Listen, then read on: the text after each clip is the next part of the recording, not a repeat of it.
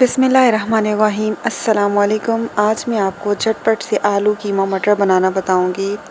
अगर आपके घर में भी छोटे छोटे बच्चे हैं, आपके पास बिल्कुल भी टाइम नहीं है और आप बस चाहते हैं झटपट वाला काम करें, तो आप इस रेसिपी को इसी तरीके से ज़रूर ट्राई करें। फटाफट वाला काम है ये। तो ये जी मैंने ले लिया है कीमा मैंने लिया है एक पाव कीमा। मैं इसे प्रेशर कुकर में बनाऊंगी। बस कीमे को अच्छे से धो के मैंने प्रेशर कुकर में डाल दिया है। और ये टमाटर हैं, और टमाटर ये होंगे तकरीबन 3 अदद है। ये जो है ना फ्रीज़ टमाटर थे, इसके मैंने छिलके निकाल कर इसको मैंने छुरी से काट ली, ये बर्फ़ जमी हुई है। और ये 4 लहसुन के बड़े बड़े जवे हैं, आधा चाय का चम्मच पिसा हुआ अदरक है, और 1 अदद मैंने दरमियानी साइज़ की प्याज ले ली है।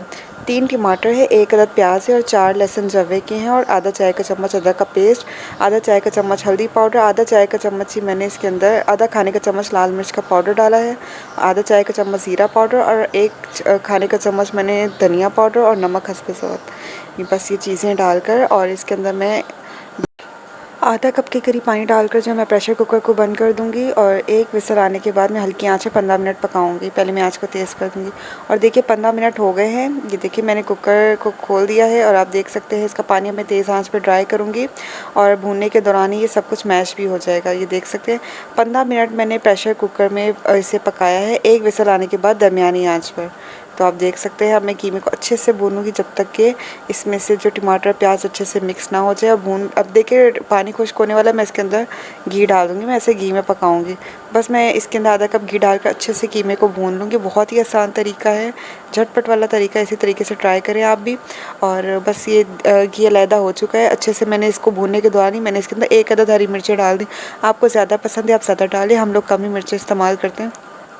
बस मिर्चें डाल के मैं अच्छे से इसको और भूनूंगी। इसके बाद मैं इसके अंदर डाल दूंगी आलू और मटर। आलू मटर डालकर जो है बस मैं थोड़ा सा पानी डालकर कुकर को बंद कर दूंगी।